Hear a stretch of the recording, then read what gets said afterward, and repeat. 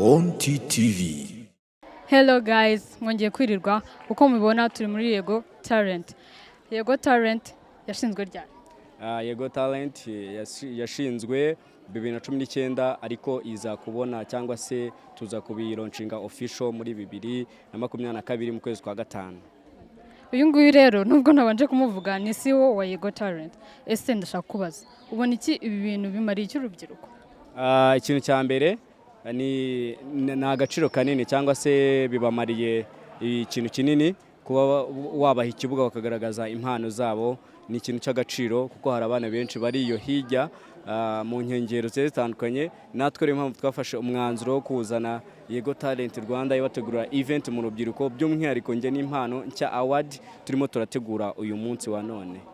Ese uyu munsi nk'uko mwabiteguye umuntu wenda ubashe gutsinda hari ikintu ari butahane cyangwa se umukunzi wawe, umuryango wawe ndetse n'abandi, dufite amatenti meza yo gukoreramo ubukwe n'inzu nziza yo gutwikuriramo umugeni, guest house, coffee shop, internet ndetse n'ibindi. Kubifuza kutugana mwadusanga i Kabuga ni metero 300 gusa uvuye kuri Mezo werekeza ku murenge. Nkuko ari nge n'impano cya award, iyi ni selection iri kuba mu kwezi kwa karindwi ku itariki 9 bazatangira amarushanwa basoze mu kwezi kwa 12, ubwo tuzajya duhemba the best muri buri cyiciro. Tuzahemba umuntu wa mbere. Umuntu wa mbere azahembwa. Ese mbo iyo mubafashije nguko nguko mukagaragaza impano zabo mubona bo babigiramo ubushake kuba bakerekana impano muri abana bangana gutya, uko babibona barabona hari akavuyo, hari abana benshi, hari urubyiruko rwinshi, bo baritinyuka ukabona ari gufiringa stage mwamuhaye.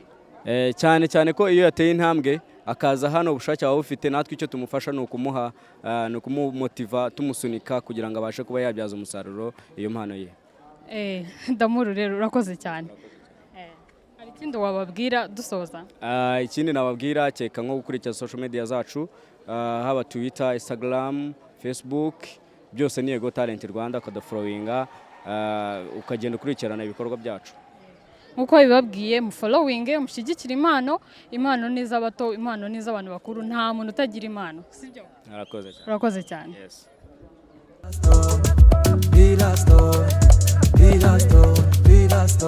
On TTV.